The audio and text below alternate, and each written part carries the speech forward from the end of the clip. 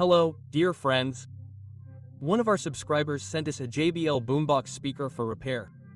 The problem: the speaker isn't charging. We replaced the battery, but it didn't help. Incidentally, the subscriber noted that the defect appeared after using a charger with a chewed-up cable. That was the cat's doing. Well, that's an interesting story. Currently, the speaker won't turn on. There's also no response when connecting the power cable. This is how the defect manifests itself. We'll investigate what could have happened to this speaker. Maybe we can even restore it. Who knows? There are plenty of video tutorials on YouTube about disassembling this model, so I won't go into too much detail. After disassembling and inspecting the electronics, I discovered that when the charger is connected, the charging system doesn't start, the battery voltage doesn't rise, and it doesn't charge. At this point, I'll need an oscilloscope to determine the exact cause of the defect. I use the NIRSI 1014 model. It's a dual-channel oscilloscope with a built-in generator. It's suitable for all the repairs you've seen in my videos. There are currently over 1,000 of them. And frankly, I don't know what better way to advertise it. By the way, I'll leave a link to the seller of these oscilloscopes in the description and in the pinned post.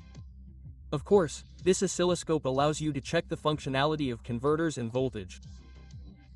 It will also handle this charging system, since it's a pulse-based system.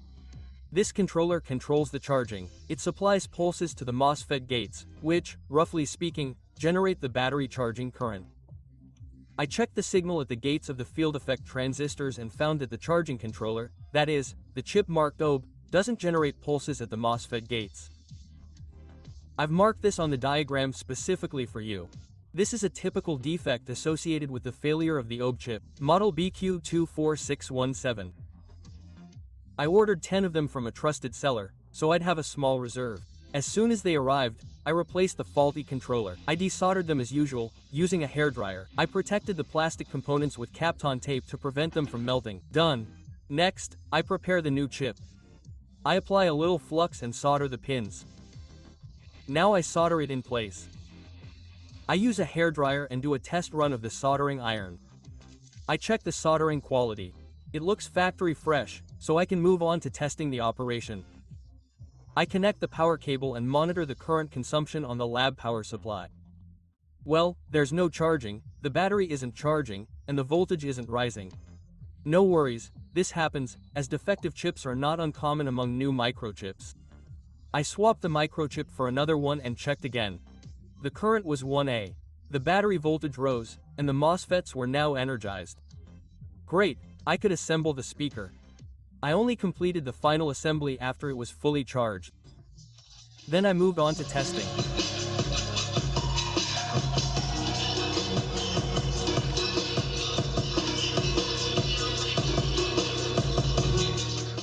I couldn't discharge the speaker while listening to music. Over 3 days of testing, the charge didn't drop even a single notch. Then I brought in the heavy artillery, a load resistor on the USB output. I completely discharged it, then recharged the battery, this time using the included power supply.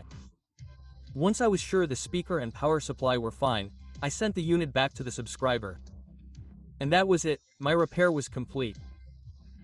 Thank you all for your attention, and see you in other repairs here.